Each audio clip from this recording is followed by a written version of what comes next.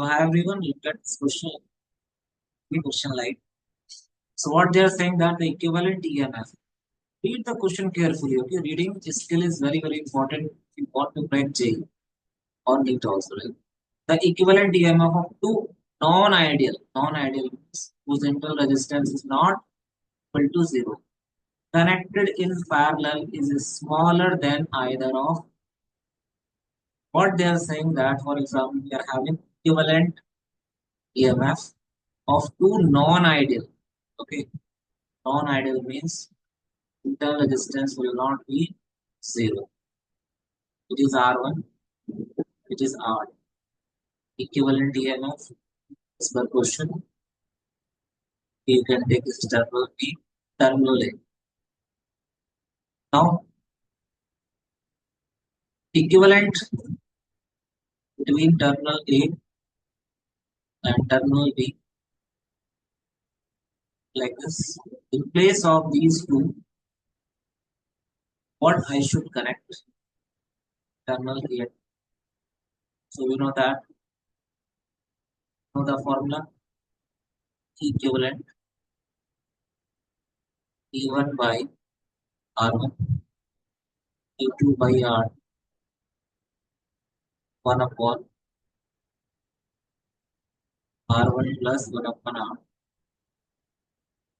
Now simply equivalent EMF is there. So it will be common E by R1,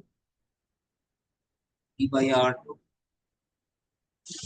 so 1 upon R1 plus 1 upon R2. So we can take common 1 upon R1 plus 1 upon R2, cancel out 1 upon R1 plus 1 upon R2, we cancel. So we got it.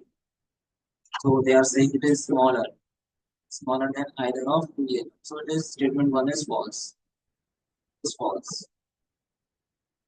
There, it is false. Statement 2. What is the statement 2?